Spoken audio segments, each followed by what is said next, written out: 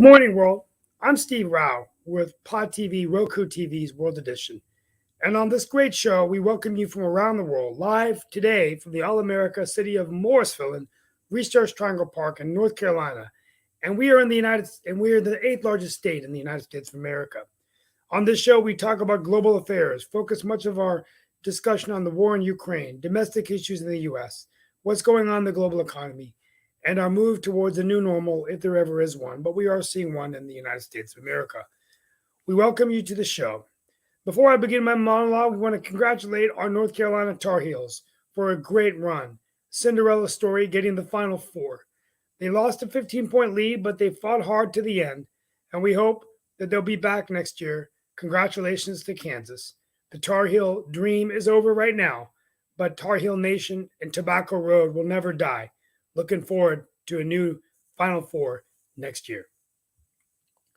Today, my remarks are based on some reading I've been doing with the New York Times, recent articles that I read, and it's just about the tremendous aftermath of destruction in Russia. We know that President Zelensky is set to address the United Nations this week to talk about the war crimes of Vladimir Putin, but civilians lay dead in the middle of the streets. Many are lying on the side of the road underneath bicycles. Victims have been shot in the head. Civilians are being murdered by the thousands. These are the scenes that we are seeing in Russia as troops retreat from the area around Kyiv. In one suburb, Bucha, President Vladimir Zelensky alleges that Russia has tortured and killed more than 300 people. In response to all these atrocities, President Biden and European leaders are now vowing to take new measures against Russia. Today, I want to explain, just at a real high level, some of their options. The first is weapons. The West is already providing Ukraine with a large number of weapons, especially shoulder fire missiles like the Javelins and NLAWs. Those systems have helped Ukraine resist successfully, repelling Russian troops in several parts of the country, including Kyiv. But the President, Zelensky, has criticized the West for not sending a broader array of weapons. He's asked for fighter jets and S-300 missile systems, which are based on the back of trucks. And he's asked for more and more things like no-fly zones. The West continues to refuse. But Western military officials argue that these weapons will not help Zelensky as much as he thinks. But the main reason seems to be a fear that he needs more weapons to continue to prevent Western's invasions of Russia and respond by widening the war, including potentially using nuclear weapons. Putin has control of large parts of Ukraine, and we know that atrocities are occurring here.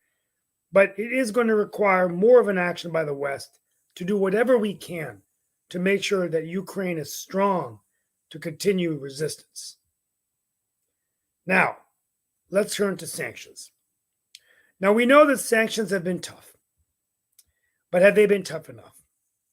Biden and European leaders have both vowed to enact additional economic penalties in Russia in response to all of the atrocities I've just mentioned. For example, Lithuania this past weekend has said it's going to stop importing any natural gas from Russia. And some officials elsewhere have called for similar measures. But the EU does not seem poised to do all of this. Officials are worried that such a move will do too much economic damage when inflation is already a problem. There has been some talk of the EU actually also banning the purchase of coal from Russia, another form of energy. These are all sanctions that we can consider. Energy, it could be a deal breaker in this economic war against Russia. Many of the sanctions are actually strategy is being developed by Dilip Singh from Raleigh, North Carolina, a graduate of Enloe High School, who's a senior advisor to the President of the United States in the White House. And the sanctions have worked well. Only time will tell, but the bottom line is this. Is the West doing enough to provide weapons? Are we allying enough to impose tougher sanctions? Doing what we can, as France says, to stop perhaps buying any natural gas or oil from Russia, and of course, coal. Well, these are some of the issues we're going to discuss, along with domestic issues like the Ketanji Brown appointment, which is supposed to happen next week or this week, President Biden's discussions of how we're going to deal with Russia. And so let's get started with our discussion today on Roku TV's World Edition. Today we have with us Chris Greco, our military analyst. We have Nick P.O.D, who will be with us shortly, and Nick Vandermark. And we have Mark Lee joining. So, guys, that was just hey, Mark, how are you? That was doing good. That was a lot to get in, but really, the bottom line is to break it down high level. Are we doing enough to provide more weapons? Are we doing enough to impose sanctions? And as the longer the war draws out, are we putting ourselves in a better position to help Ukraine? I see, similarities with other battles that we fought to preserve democracy, but really, in this case, I would say that I would liken Zelensky to George Washington in the American Revolution. The odds really against him and his army, but the resistance, right, Chris? I mean, do you think that this is something historical we're seeing here? How willing these Ukrainians are to die at their last breath to protect their democracy? I mean, you can go back. Sorry, you can go back as far as ancient Greece, right? I mean, the Persians, they had decided that they were going to invade Greece. I mean, it is very difficult with a resistant population to take over a country that is willing to fight using all means to be able to hold themselves accountable to their country. And that's, I mean, the Chinese did it in World War II. Japanese were an incredible force. No surrender. They would kill themselves before they would surrender. They would fight to the last breathing person. China held them off. Yugoslavia held off Nazi panzer divisions, whole panzer divisions, because they just decided they were going to go partisan, and they were one of the most ruthless, bloodthirsty partisans ever in World War II. And the Nazis, the ones who like defined atrocities, wouldn't go into Yugoslavia. They were scared to death of these people. I mean, because if captured, Nazis were beheaded. There was things that were happening to them. They didn't want any part of it. So they just tied up panzer divisions outside Yugoslavia. And that's what's happening with Russia. If Russia is not careful, and they are not being very careful, they're going to weaken themselves to the point where other countries around them are going to sit back and say, geez, maybe we want part of your territory. And all of a sudden Kamchatka is going to end up in, Chinese territory. It's really, really an interesting area at this point in time. They are not going to defeat Ukraine. They're going to sit in there and just be bogged down with horse poop for the next whatever number of years that they're going to put up with it. And then they're going to withdraw, and that's going to be it. And if they take the eastern part of it, they're going to be happy with it. So that's my take on what's going on. And as for the atrocities, as for, all this stuff, shooting in the head and all that, that's going to have to come up before the War Crimes Tribunal, because I'm sure that on both sides there has been these atrocities. But I'll tell you, the victor, if Germany would have won World War II, we would have seen war crime trials with Patton and Eisenhower, and they would have been the defendants, and the Nazis would have been the trial people. We ended up victorious, so the War Crimes Tribunal was different. But I'd like to know whatever happened to the War Crimes Tribunal for Serbia. They committed unbelievable atrocities. What happened to them? Milosevic and the rest of them. They had all these war crime trials. And we're seeing, yes, exactly. Happened. So we talked, so hopefully we'll see about the war crimes. And Mark, we're going to talk about Carolina in a minute, but I've got to drop off for a second. I'll be back. But real quickly, and I've got some very surprise stuff I'm going to announce as I close out today with some real game-changing announcements. But what about sanctions? I mean, do you think we're doing enough in terms of, President Macron wants to, cut oil purchases from Russia. Talked about coal, natural gas. Is it enough? My question with sanctions is, to me, sanctions seem to be, and I don't know what Chris has talked about this, but a long haul strategy, meaning that they are effective if it's something that you are willing to fight for in a long time. Like when I think of the most effective sanctions, it was like things that we were probably should have been maybe even making stronger sanctions for. But like when you look at apartheid, those sanctions probably did help dismantle that system of government in South Africa. But I mean, that was a long war. That was a war that was going to take a long time to fight and to have the South African people win their independence and all of that. And so in my mind, a lot of times those sanctions are things that we can do if we are willing to wait a long time for the results. And I don't know that the Ukrainian people or the world in general want to wait as long as I think it takes sanctions to actually be effective. I am not a military person, but that's just my general thoughts. And I love to hear your thoughts, Chris, because I think that that's something that you have to do if you're planning to be in a long range war. Like we knew World War II and World War I were going to be long range, and even some of the Vietnam War. So in those cases, sanctions might have worked and everything, but I think that the American public and the world public is hoping that we can end this quicker than what I feel sanctions will actually cause us to do. But Chris, I'm throwing it back to you. What are your thoughts? Well, so the shortest war, the shortest military action that we've ever had, I think, and although I probably have to go back and take a look at some of this, but was Kuwait, right? Mm-hmm. So we went in, and in 2 months, we basically liberated Kuwait. I mean, that was it. We were done. Because that was the UN resolution, was to say, look, we're going to give you. Everyone, this is Steve Rao, and I want to wish everyone. Sorry. That's okay. Sorry, guys. No, that's good. That's cool, man. Hey, that's all right.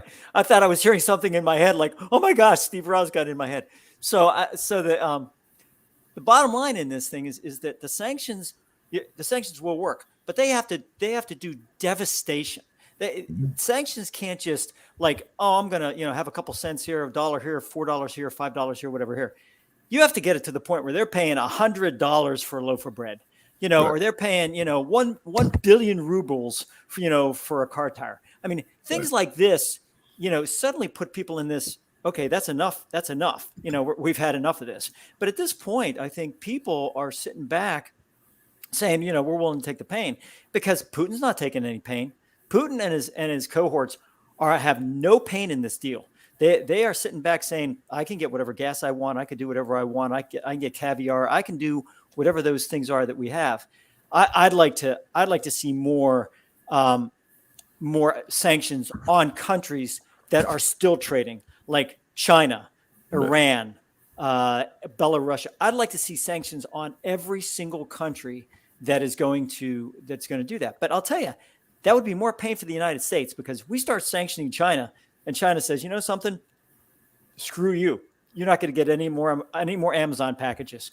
It's going to be, it would be they provide 40% or 45, almost 50% of the goods that come to the United States. I mean, we sanction them. We're actually going to have to start manufacturing here. So there's a lot of things. You're right, Mark. It's a lot of things in a wide variety of areas, but they're still getting goods. Russia's still getting goods. And I think Sasha sometimes puts it in a very plain language. You ostracize them, you make them pariahs to the point where nobody does anything with them. And then all of a sudden now you're going to have isolation, totally complete. Right. Yeah. Agreed. And speaking of Sasha, I think Sasha is with us. So let's bring Sasha into the conversation. Well, I must say that all this talk about sanctions and many other things is becoming somewhat obsolete in a view of what's just happening these days in Ukraine.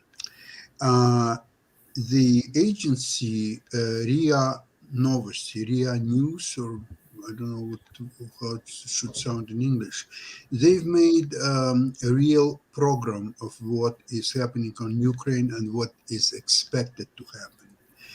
They're coming to the conclusion that if before they were talking about denazification of Ukraine, now they came to conclusion that unfortunately for them, the Nazification in Ukraine so deep that they have to essentially replace the people in Ukraine with actually Russian people. Similar thing what they did after Second World War in Crimea and many other parts of Russia. So what they're saying is the Ukrainians, they've been indoctrinated by fascist propaganda. They cannot be cured of that, and therefore they have to be either relocated to Russia and hopefully to get so treatment, so-called there, or just being killed. So all the Russian atrocity of killing civilians is doctrine of the Russian Federation. It's not happening by accident. It's not happening that some soldiers became somewhat unruly and decided to sort of have a good time or so by killing people. No, it's a doctrine, and they are trying to kill as many civilians as it's ever possible. Ukrainian army is not so much interested to them because they know that in open warfare they cannot defeat Ukrainian army. Now, thanks to United States and the NATO, Ukraine doesn't have heavy artillery and anti-vessel rockets and missiles.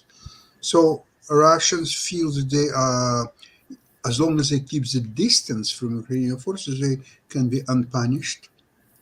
They will avoid any confrontation with Ukrainian voices, and just will try to struggle the country by just keeping that going on for as long as it's ever possible.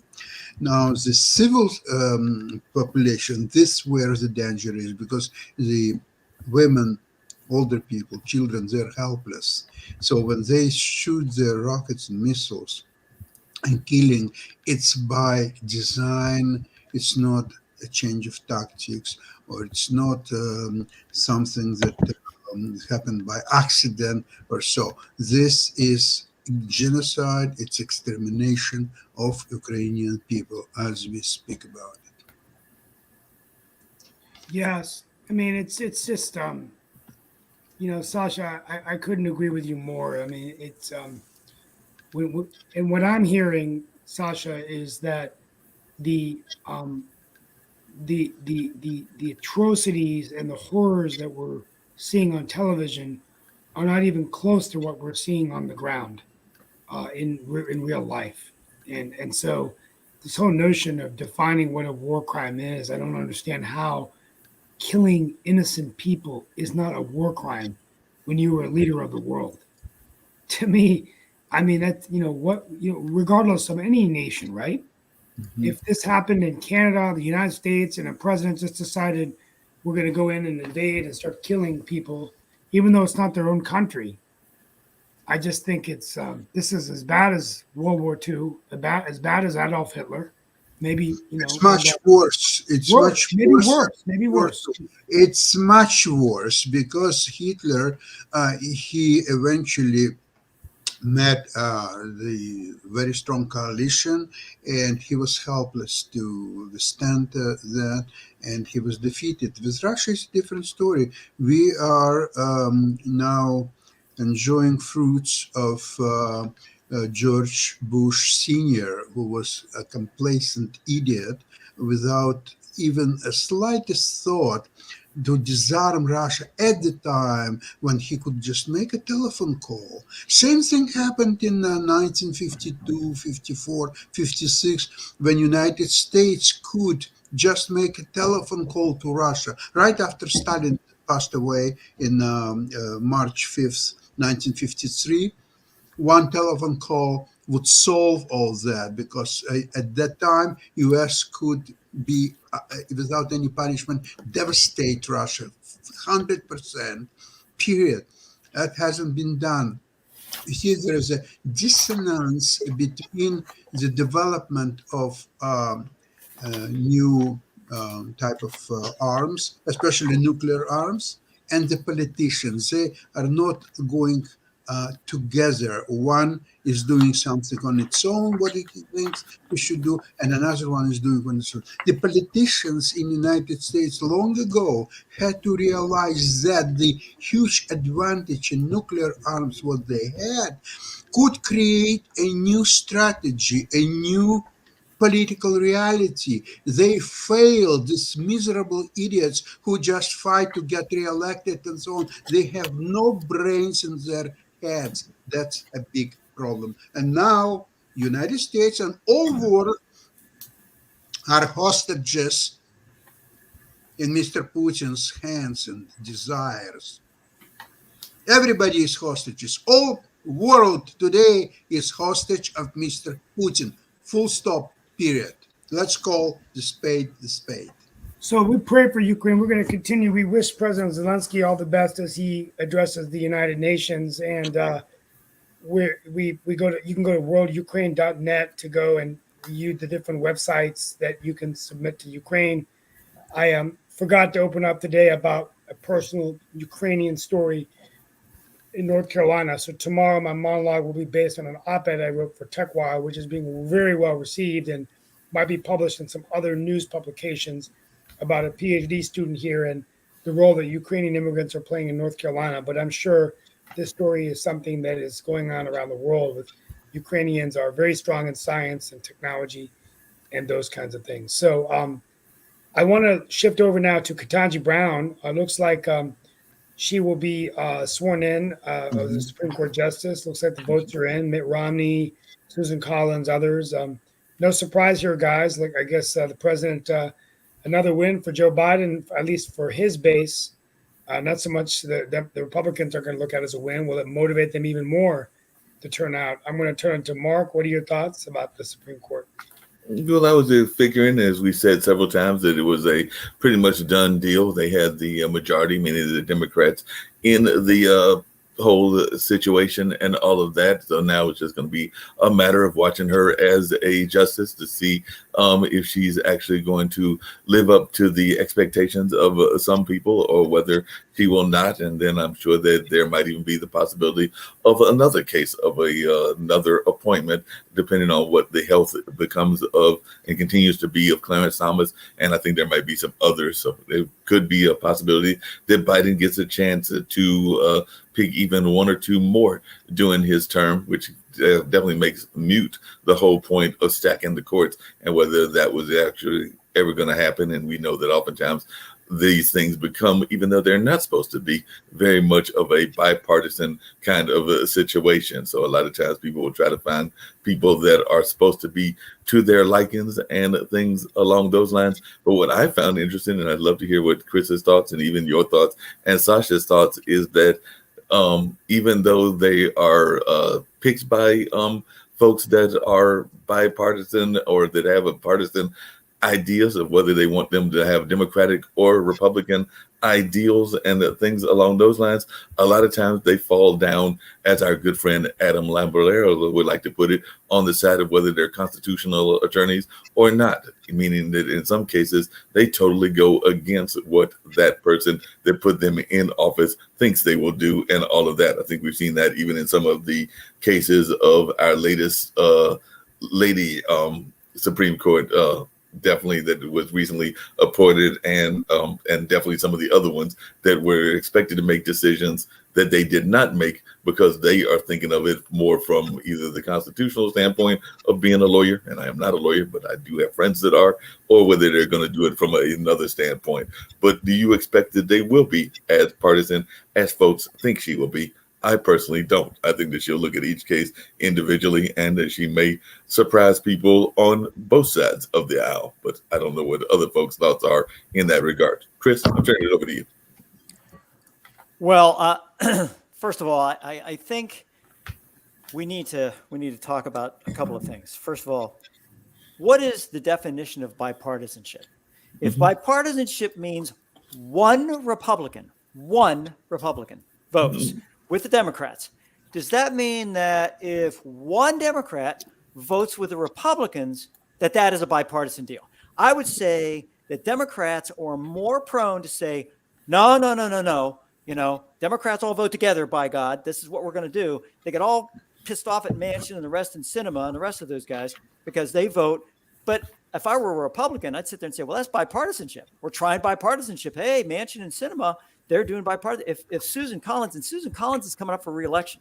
So I'm sitting back going, smart move on her part, because you know something? She loses nothing. If you're a Republican, you don't lose anything by voting for Ketanji Brown Jackson. You lose nothing because she's getting voted in anyways. So it's kind of like, hey, this would be the one vote that doesn't make any difference. I'll vote for. You could get a 90, you could get like 100 to nothing. You could vote Ketanji Brown Jackson in. And if I were a Republican, I'd vote yes, purely because of the fact that if you want to play this card where, hey, Biden said the first black woman's going to go into, and I'd sit there and say, I was for it. I voted for it. See, me, I voted for the thing. I mean, what difference, really, Mark, what difference does it make? I mean, the committee, it's hilarious. The committee says, oh, they're half and half with Republicans and Democrats voting for. Guess what happens? If they tie, guess where it goes? The full Senate. And the Senate's going to vote them in. So it doesn't make a heck's worth of difference to me from the standpoint. I heard her speak. Look, she's qualified. She knows the law. She's, they tried to catch her in a couple of points. She threw it right back at him. But I take a look at Merrick Garland. I take a look at Bork. I take a look at those guys. They were just as qualified as she is, and they got whacked. As far as I'm concerned, they just, both of them, it wasn't fair with what happened to them. They were purely qualified to be able to sit in those seats. So I'm kind of glad in a way that Ketanji Brown Jackson was able to, no matter what she did in that, and she could have gone in there and just said, nope, no comment, don't know, Fifth Amendment. She could have just done anything, and the Democrats would have voted her in anyways. But she held her own. She did a great job on that. And, I'm a Republican, man. And I'm like, good for her. Put her in. Let's get moving on to something more important, and as Nick would say, let's start figuring out how we're going to do Medicare and Social Security, aid to Ukraine, whatever's going to happen. They already voted in COVID-19 stuff. It's like, are you kidding me? We just gave 500 million or 500. I forget how much we gave to ridiculous Ukraine. amount. Yeah, it was like 500 million to Ukraine. It's kind of like, and you're giving it to COVID. COVID is on its way down, man. Let's start boosting the aid to Ukraine. I'm for that. I mean, my taxes go into that deal. So that's what needs to happen. But Ketanji Brown Jackson, I'm in. I'm all in. She's in. Fine. Let's go. Let's move on. Hey, if Thomas decides I've had enough of this bull crap, I'm out. Let him have another shot at it. And I mean, I never believed in packing the court thing anyways. Every president gets a shot. Most presidents gets a shot. And if you take a look at Roe versus Wade and Roe v. Wade, everyone sits there and says, oh my God, they're going to disallow abortion. If you take a look at Roe v. Wade, and Steve, you know this, you're a lawyer. Seven of the, seven, it was 7-2, 5 of those 7, 5 were nominated by Republican presidents. Yep. So it doesn't make any difference. They go by the law, they go by the situation, and they move on and up. So don't sweat this stuff, guys. Let's move on. Makes sense to me. Makes sense to me. It's so the other thing is the Senate has submitted plans for $10 billion of funding to COVID to address the concerns of a lack of supply of vaccines, not what the president wanted. I have already been guilty of it's over. I'm not even putting it in my city newsletter. I'm not going with masks anywhere. I'm doing lots of events. And then my wife comes downstairs today as a doctor and says that there's going to be another wave coming in a few weeks. Got me really kind of like, wow, that was a real, here we are getting ready for our first normal summer. And then some are saying that we're going to get another wave. Guys, it's just something we're just going to have to get used to. Do you think the money is important for us to get more testing? We're about, my wife got a booster last week. She was so sick, a second booster. I can't afford to to be sick right now again, even if it's 2 days. But any thoughts about that? Do you think we're done with COVID, or do you think it's coming back? So I think what's happening is this. So I did a data pull on COVID from in the United States, and it's not straight across. It's seasonal. It's seasonal, just like the flu is seasonal. So when you get your flu shot, you should get a COVID shot, or they should put them together, whatever else. It's going to go up. It's going to go up. The summertime, it's like that. It's going to go up in the summertime because that's where the curve goes up, and then it comes back down again. So I think what happens is that, we get like unnerved about, oh, here's the wave coming. The wave's going to come. It doesn't make it. And in fact, I showed it to Nick, and I don't know whether to show it to you guys or not. I'll try to pick it up if I can. Share my screen, but basically showed how these things work. They're seasonal. So I get it. As I've said before, and I'll say it again, and I'll say it again, and I'll say it again. If you're sick, if you're snotting, if you're sneezing, if you're coughing, wear a mask. How much common sense? And if you're a boss and you see somebody coughing and snorting and snotting and whatever, you should be able to say, go home, and then bring in Lysol, douse their area, make sure that everything is good to go, so you protect your other workers. And if people sit there and say you can't order me to go home because that's against the law, and you're being prejudiced against me, blah blah blah, get your butt home, And federal government should do the same thing. Force people to go on sick leave. They get it. They get sick leave every month. They save it because they get paid for it at their retirement, so they don't use it. Make them use it. So things like that, just good, solid common sense. And I think your wife's got the right idea, Steve. It's just, if people would be more common sense, then we would never have gotten in this situation to begin with. And I think that, I'm not going to wear a mask because people are forcing me to wear a mask. That is adolescent, and that is non-productive. It is, you wear a mask because you're sick. If you're sick, wear a gosh darn mask. If you're not sick, then wash your hands and make sure you don't sit there and just cough and spit on people. So I think that's, I say that as I'm spitting on my screen here. So the bottom line is that I think that's the way it goes. I agree with you.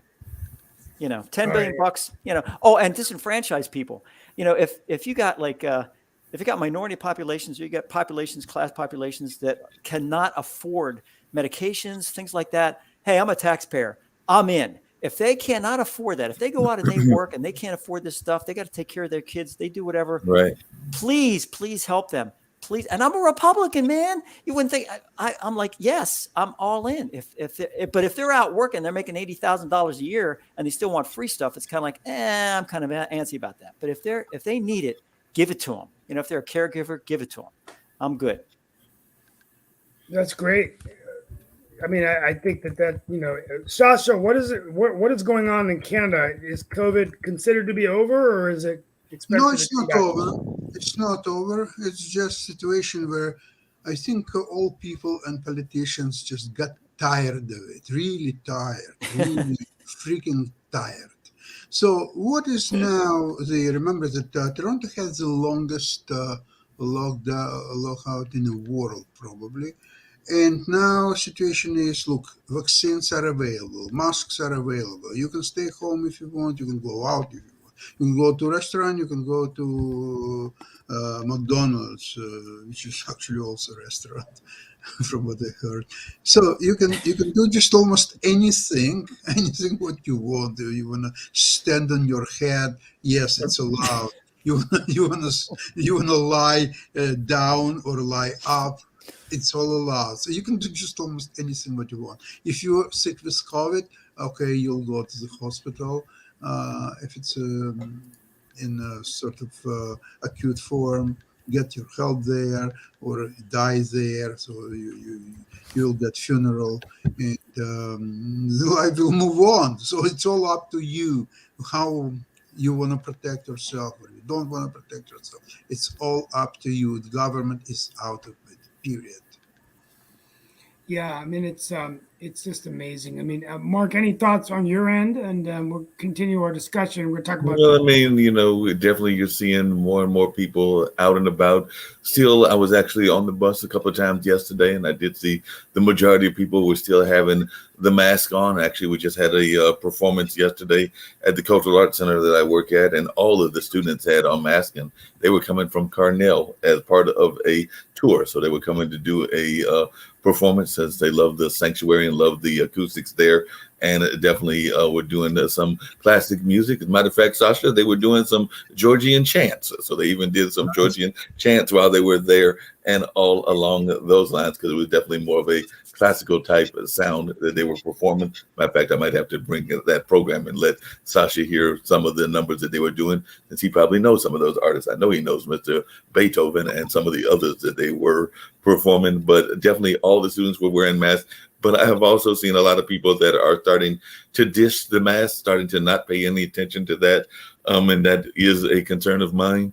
Another concern of mine, and I think I mentioned to Chris one time when we were having a meeting in public and in person and all, was that there is, we're talking about climate change and that aspect of the world. And there's a new climate problem as far as I'm concerned, because I am definitely one of those people that remembers Smokey and what he said about not polluting, and a whole lot of people are polluting on the grounds by dumping those masks. You can't go anywhere without seeing masks all over the ground, and I'm thinking that can't be good for our overall society and all of that, because who knows what kind of things that they are putting into our environment in addition to the germs from the mask and all of that. But Chris, you're a data analyst. What do you think when you see, because I'm sure you've seen them in your city. I know I see them all over Durham, but when you see these masks laying all over the town, it's a new form of littering. And I'm wondering what it is. I heard a talk radio guy say that it's the same thing as the prophylactics, used prophylactics hanging around. It's the new, thing. And I'm going, really? You're going to compare, I guess they're both health issues, but cut me a break. Okay. But I mean, yes, I do. I see K95 masks sitting everywhere. But I want to show you guys this. This is I don't know whether you can see this chart or not. I just kind of shove it up there. Can you see the chart that shows COVID-19 deaths? Yeah, you hold on a second. I think I can bring it up. Let's see if I can do that. Because I have it shared. I don't know whether it's well, there you go. Yeah. So this is from January 2020 all the way to present. And you can see, look at the amount of deaths, and there's January. So March, April is down in here somewhere. All of a sudden you're going to get into another loop right here. So it's going to be this. And then I think this is January, is probably whatever it is here. So, I mean, there it is. I mean, it's coming, and it matches almost verbatim the pneumonia deaths. Wow. I mean, it's very, very similar. So the dotted line is basically 7-day averages, which means it's going to go up. So now it's going up here. So that's I got this from the CDC. So it's not like I have this weird situation there, but that's, once you get the data in your head, it's like, oh, I get it. But yeah, you're right, Mark. I see masks everywhere, different types of masks. Now the cloth masks are saying are no good. Don't wear the cloth masks, because those are no good. And people were talking about that a year and a half ago. And they were like, no. But I feel like cloth is better than nothing. If you got nothing, if you're snotting and sneezing, I'd rather have something on your mouth, rather than nothing. Speaking of the cloth better than nothing, I told Nick this yesterday, and it was actually reported in the Smithsonian. It was reported in a couple of other magazines as well. And this actually came up like maybe a couple of weeks ago. But I did say I was going to bring it up just to bring a lighthearted story and everything, because we do know that we are having all kinds of problems in the world. The pandemic is going on. A number of other things is going on around the world. Of course, what's going on in Russia and the Ukraine.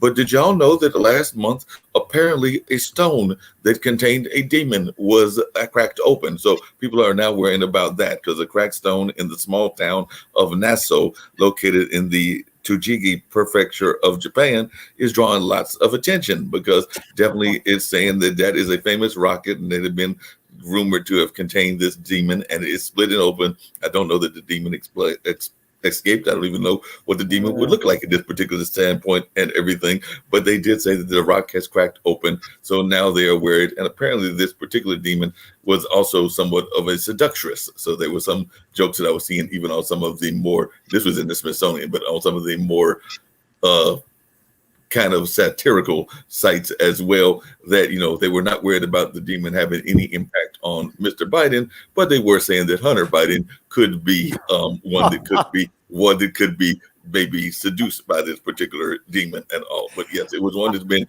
locked up for apparently hundreds, if not thousands of years. And now it is out loose, but who knows what that even looks like. But any thoughts when you hear about parts of the world, and some parts of the world are very serious about their what we would consider mythologies and all, but they are definitely concerned because apparently this rock has broken open, and who knows what's coming out of the rock.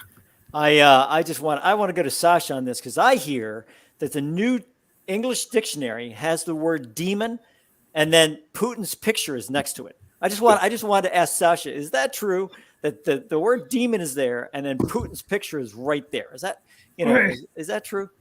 Oh, it's like the movie. It's insult to demon to have. What about like, does he have like 666 tied in the back of his head like Damien Thorne? You know, in the Omen. I wouldn't be too worried about a rock. We got enough demons in this world that some rock seductress is not gonna frighten me. This guy in Russia frightens me. Yeah, Iran frightens me. You know, Macron frightens me. Anyone else is like, I'm okay with. You know, a demon out of a rock. Out of Japan, and they're still trying to figure out what to do with the stone. One tourism official is hoping that it can be restored, but knows that it may be a difficult task. Send it care of Moscow. There we go. Just send it. Send it. You know, postage paid. You know, have a good time with it. Have a good time. Exactly. Oh man. Yeah.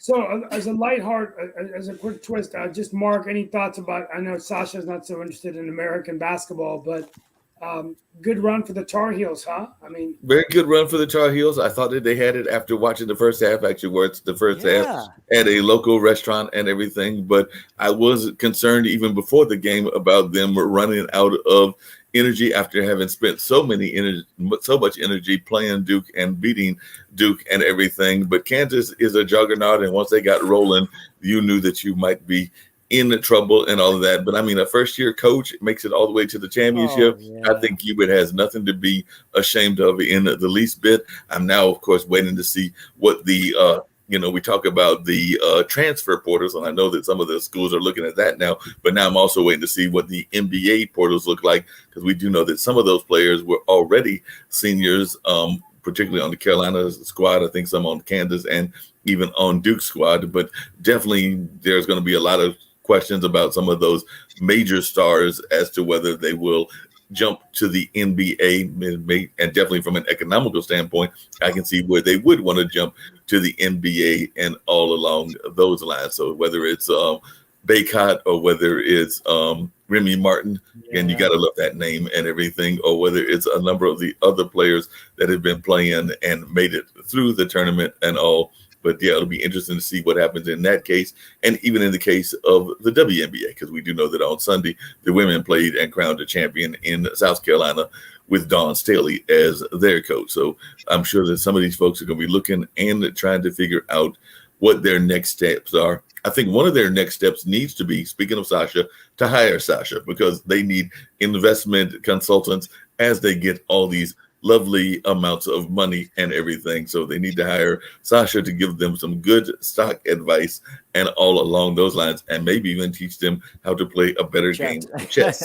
So that might be something that Sasha can definitely do and help these folks, because I'm sure that there will be some chess moves going on in those business negotiations as well. So I'm thinking both of Sasha's skill sets would be great for some of the athletes and all along those lines. So as definitely Steve just alluded to, basketball may not be your game, or maybe you did play some basketball in Russia and everything, but what are your thoughts? Did you watch any of the game in Canada. We do know Canada had a very dangerous team that won a national championship in Toronto not that long ago and everything, even though their player went for the greener money at another squad and all along those lines. But any thoughts about the game? Did you watch it? And just thoughts about the money that the athletes make and whether they can handle that money adequately. I'm watching very often the NBA games, and I'm making bets on these games, and I know more or less what is what and who is who. Now, in this college basketball, I'm not aware of any teams or players or so on. They're playing okay. Some of them will definitely make it to NBA, but I watched for a little while. I couldn't really enjoy the game because level is definitely not NBA's, not even close, and it's a lot of they're all playing with all their hearts, very sort of I'd say very probably involving, probably for people like parents of these players, relatives, or so on. It's much more interesting to watch. For me, it is not. Yeah, that makes a lot of sense.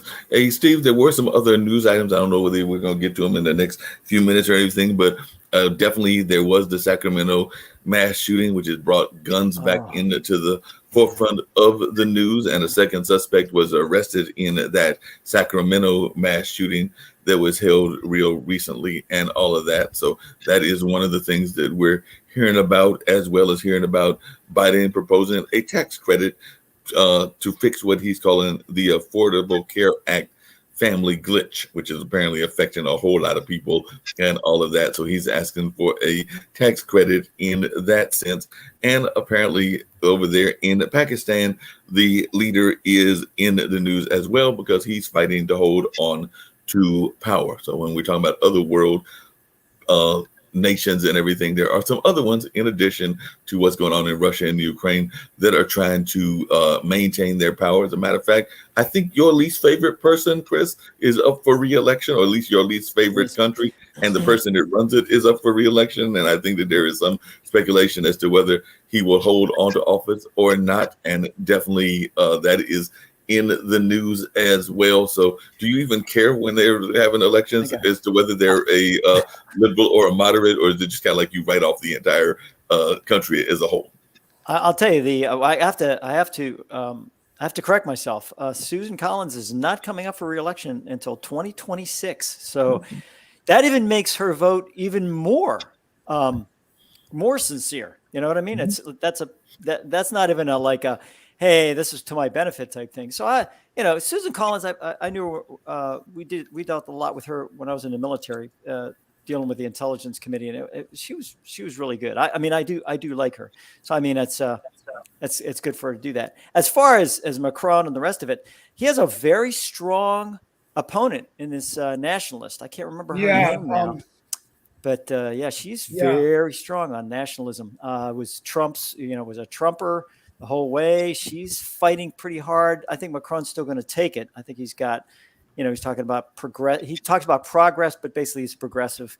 And France is all in. France is all in that. They like having 35-hour work weeks, and a lot of things that they enjoy as a country. So I don't think they're going to change. Marine Le Pen. Marine Le Pen. Yeah, she gave a speech. Le Pen. Yeah, and let me tell you, that speech. I took a look at that speech and I thought, whoa, that was very nationalistic. I mean, really nationalistic speech.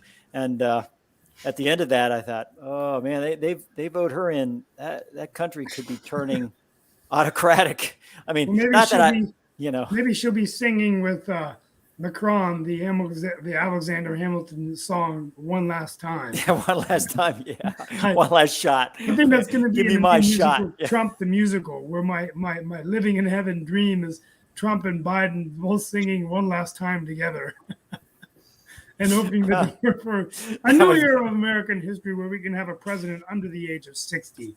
My prediction is that the next president after this one, I think after another cycle or two, the presidents will have to be younger. Yeah, I think I think it's going to go that direction. Well, it went that direction after George H.W. Bush.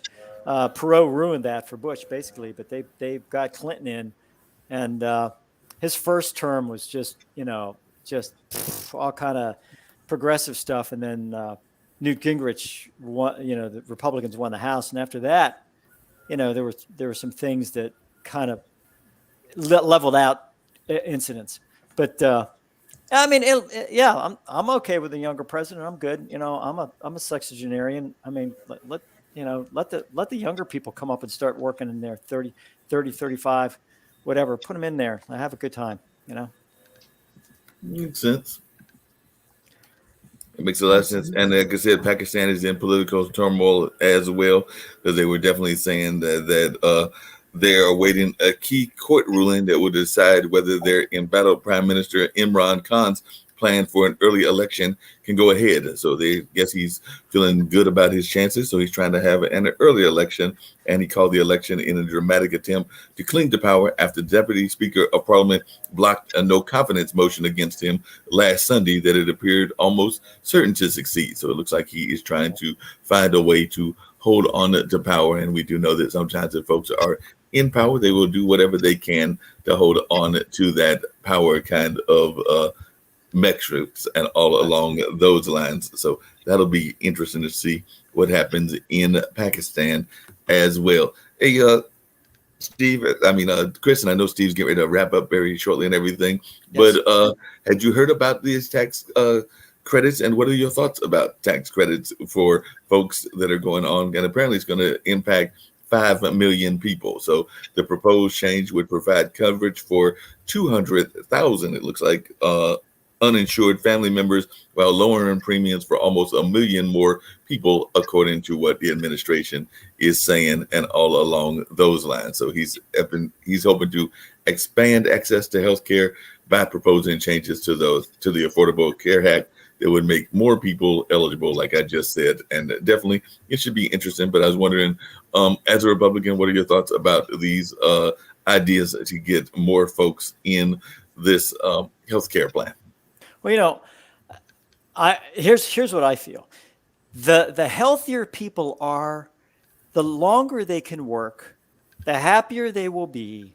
That, if you keep people healthy and they sincerely want to be healthy because they want to provide for their family and they want to do things and they want to step ahead and they want to forge ahead and do good things for America, I am all in, all for it.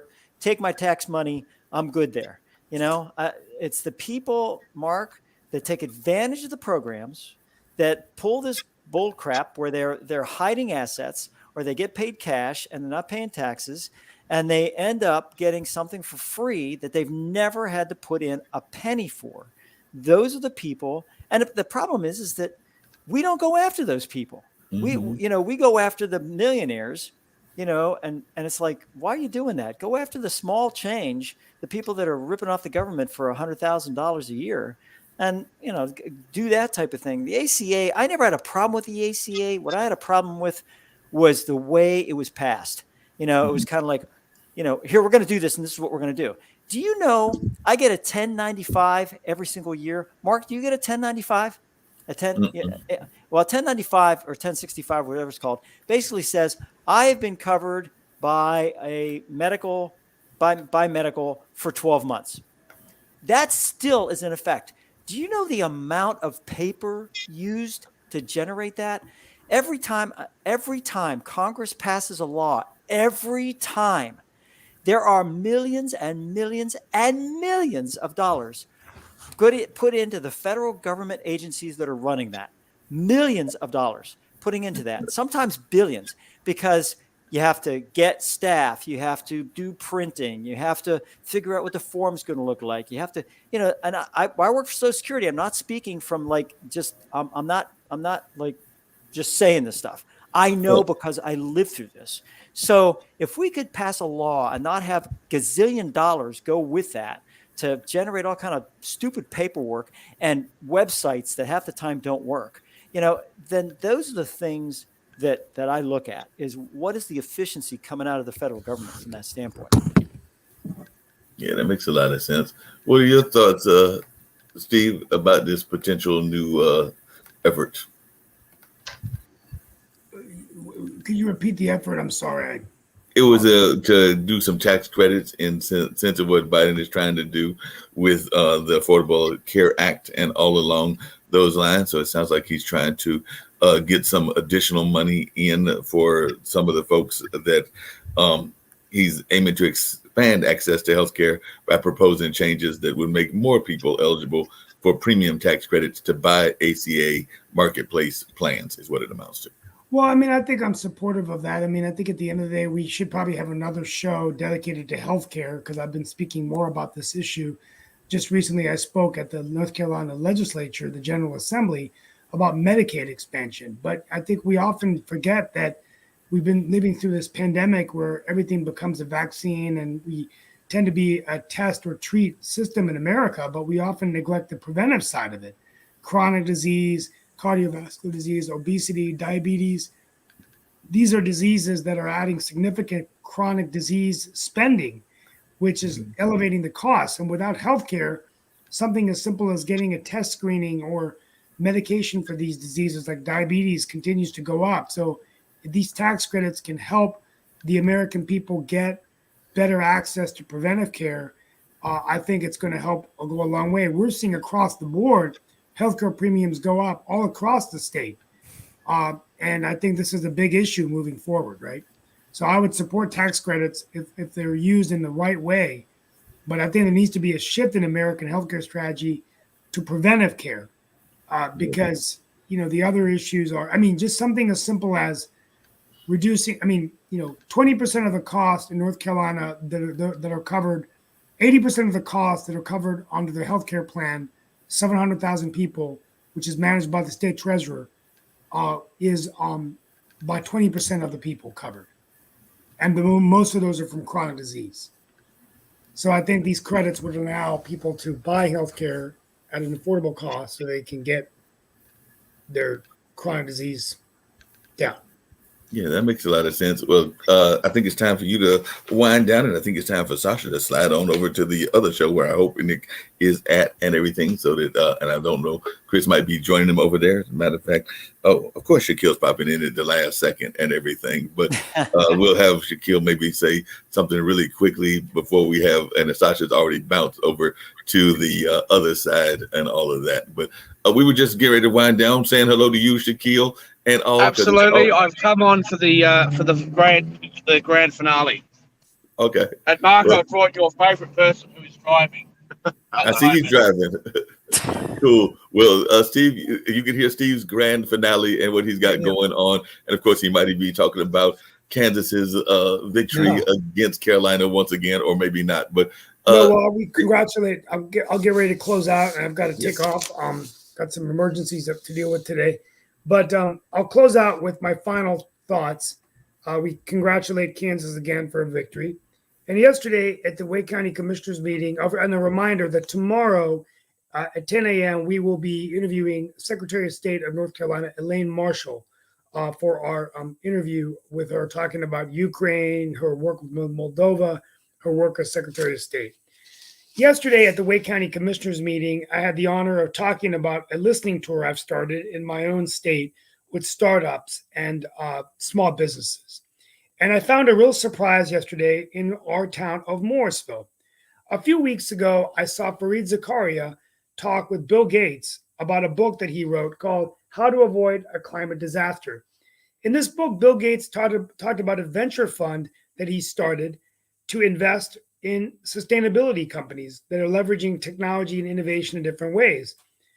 This energy fund is called Breakaway Ventures, and it's actually founded with Mike Bloomberg and other major tech leaders. Well, yesterday morning, I was on a listening tour, and I met with a number of startups. But one of the startups I met with was a company called Sustion. Sustion is a carbon sequestration company that actually has devices, and they are invested in by Bill Gates' fund, Breakaway Ventures. Quite amazing. This is the same company he spoke about. I actually saw them use the equipment to take carbon out of the cement and carbon out of the air, the actual device that does that, and along with other technologies that they're using to turn natural gas into hydrogen. How amazing it is that this company is in the border of Morrisville and Cary in North Carolina, and yet we've heard nothing about it. I think it speaks volumes about the innovation that's occurring at the local city level in your own backyard, and how these technologies can lead to rapid job creation, jobs of the future. Tomorrow, we'll also be talking about VinFast, the electric vehicle manufacturer out of Vietnam that's invested in North Carolina to create over 7,500 jobs. As I ended my address yesterday for the Wake County Commissioners meeting, I made a famous quote that I actually got from our mayor saying, Morrisville is innovation's home address, or innovation is our home address. And maybe that could be the truth of your community, wherever you are watching around on World Edition.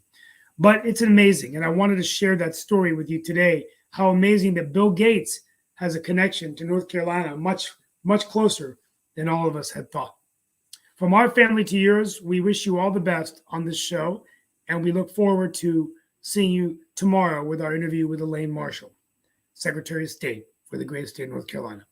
Thank you all. See you next week.